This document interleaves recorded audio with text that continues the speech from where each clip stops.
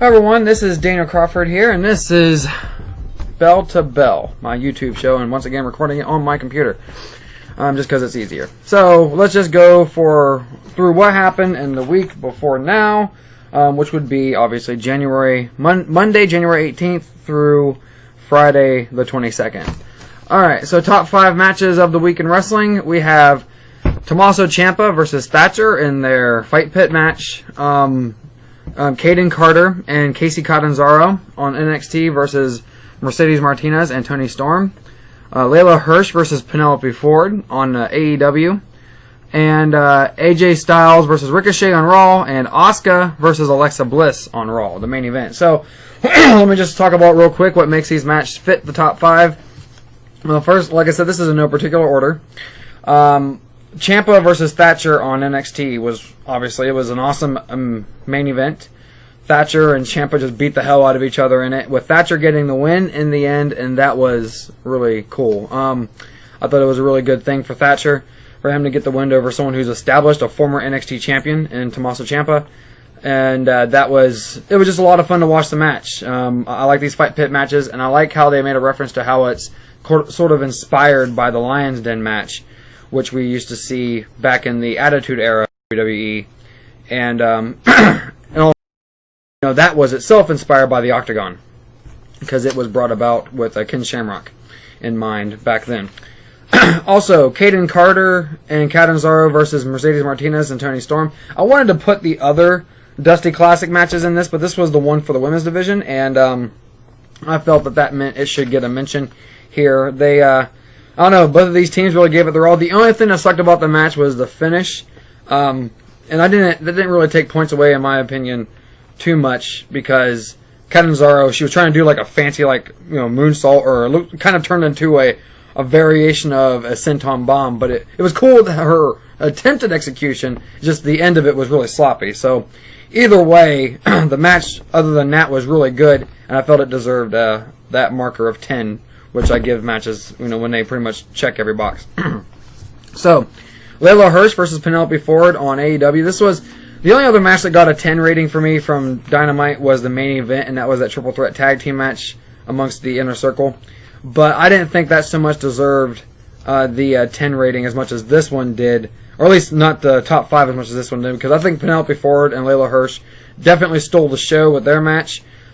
This match was kind of thrown together last minute because of the Native Beast. She was taken out, for whatever reason, her name has escaped me. Nyla Rose, yeah.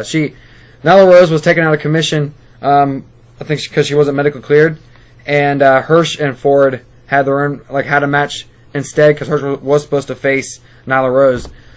So Ford and Hirsch had a really good match, and it was just enjoyable. So I think it helped both women out, and it stole the show.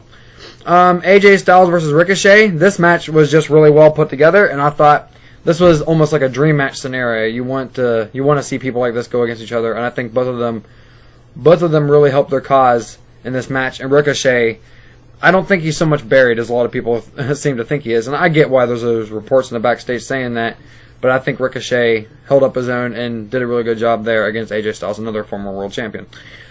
Alright, so then the main event of Raw, we saw Asuka against Alexa Bliss. And, of course, the women's title was not on the line here, but Alexa Bliss, she transformed in the middle of the match to become like a darker version of herself. So a little bit of mind games here. Alexa Bliss, of course, ended up coming out on top, defeating Asuka only after, she's exhibiting these supernatural abilities that she gained from her interaction with the Fiend. So either way, this was really good, and I guess they're going to have another encounter on tonight's Raw, so that should be pretty cool. Looking forward to that. Best backstage of the week. There were a number of okay ones, but the one that stood out for me was actually one that was released on Twitter, on social media before Raw, but it was the WrestleMania report.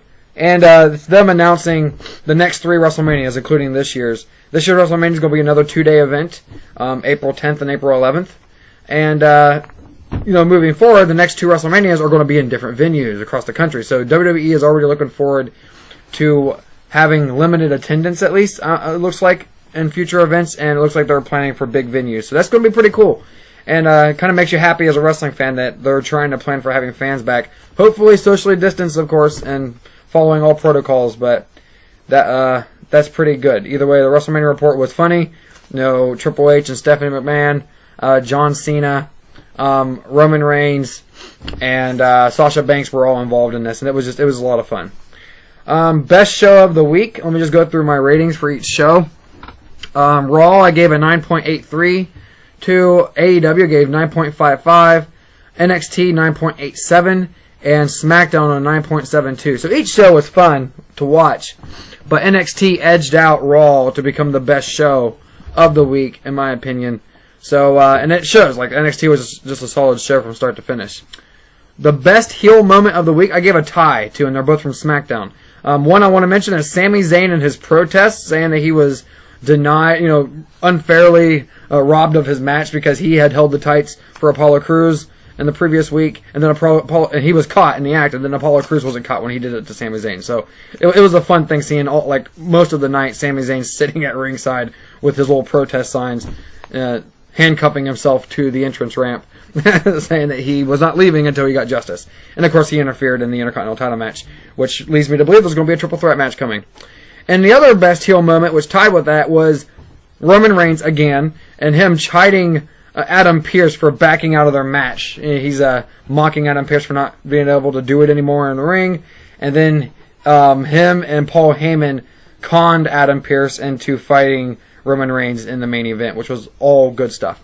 The fire story of the week that connects with what I just talked about, Roman Reigns, Adam Pearce, and Kevin Owens. Definitely enjoying this. It's one of my favorite storylines in wrestling right now. Just very, very fun to watch. So hopefully this keeps going. The new star of the week, I think, was the sommelier of Carmella, Reginald. He and Sasha Banks had like a intergender matchup on SmackDown, and it was really fun to watch. Of course, there was a lot of no contact. Reginald kept dodging Sasha Banks. Sasha kept getting the best of Reginald. It was just fun from start to finish. So I think this definitely shows that Reginald likely has a future, at least for a short period of time, in WWE. So that was pretty enjoyable. Then we have best promo of the week, I think, was that awesome promo for Randy Orton at the start of Raw this past Monday. Well, last Monday, a week ago, on the 18th. Like, he's just I like the dark music in the background. Orton has this crazy mask on. It's like a luchador mask. And he's just talking about how he's kind of in a darker place now than he's ever been before. And that he kind of see him more clearly. And I don't know, it was a really good promo. Orton and Roman Reigns are like two of the best at promos. And it's like all the best promo givers are in WWE.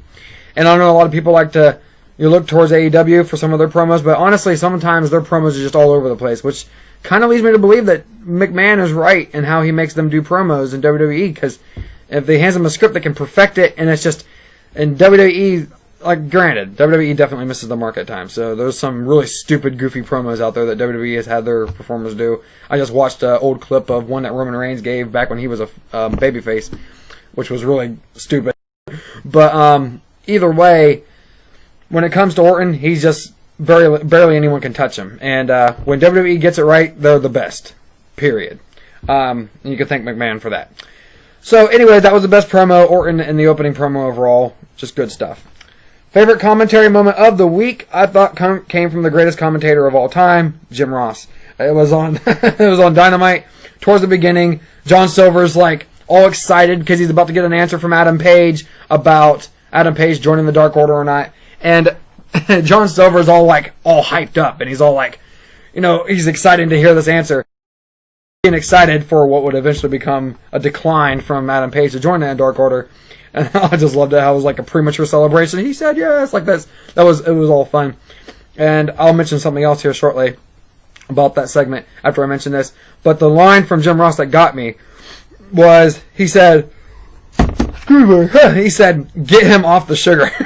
It was his timing for saying that, and the way that John Silver looked at the time on screen, his eyes all wild-eyed, like it killed me. It was good stuff. But that whole segment, the match itself in the opening bout wasn't like the best match. I didn't enjoy it anywhere near as much as I had hoped. However, -1, it was his birthday celebration. And at the end of this whole birthday celebration, -1, Brody Jr., he looks at the Dark Order and is like, my birthday was 3 days ago, you idiots. And he threw the papers at one of them. All of this, of course, referencing his father, the late Brody Lee / John Huber. So yeah, that was all good stuff. All right, so as I close, what are we going to talk about this week in wrestling history? Today, was it 24 years ago today, January 25th, 1997. I remember when this happened. It was the debut of NWO Sold Out. And this was their only... I remember at the time thinking it was a cool concept to have NWO having their own pay-per-views. And but this was their only pay-per-view for NWO. I was only 11 at the time. It was a few months before I turned 12. And I remember thinking it was cool because I was a big fan of the NWO. And they had NWO Sold Out, their pay-per-view, January 24th, 1997. And this was the only brand standalone pay-per-view in WCW history. Because they had this plan to have two pay-per-views a month, one for NWO and one for WCW, kind of expanding upon this notion that NWO was another brand invading WCW. Kind of NWO was supposed to be like an off-brand of WWE, sort of. Because that was kind of the whole concept of it. And I remember thinking at the time, I liked the idea that the NWO had its own pay-per-views and that it was invading WCW. But the buy rate for Sold Out was so low that they canceled the whole idea, Eric Bischoff's idea for having NWO and WCW pay-per-views every month. So what they started doing within the next year after that was they started having WCW / NWO pay-per-views. And, which, that was okay. That was fine. But either way, NWO Sold Out. I remember the cool concept behind that, and I enjoyed the notion behind it. And, of course, the main event apparently was the Giant. They used to call him the Giant Gate at one time, but the Giant, Paul White, the Big Show, as he would later become known as, he and Hulk Hogan, I guess, fought to, I believe it was a draw, because I didn't get a chance to watch this pay-per-view back in the day, because I wasn't able to order every pay-per-view when I was a kid. Had to con my mom into ordering whatever I could.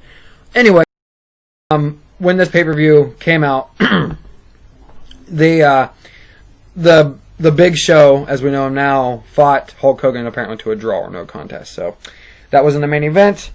And I don't know, there was just a whole bunch of great stuff all throughout that night when you read back in history.